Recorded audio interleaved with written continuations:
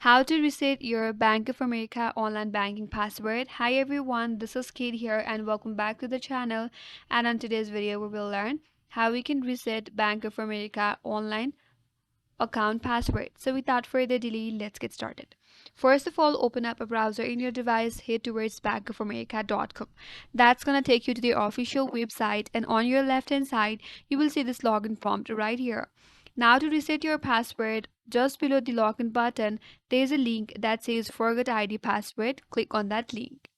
You'll be taken into this prompt where for the verification, you have to provide your few information such as your credit or account number, and you have to enter the last six digit under the text field, and under that you also have to provide your social security number or your tax ID number.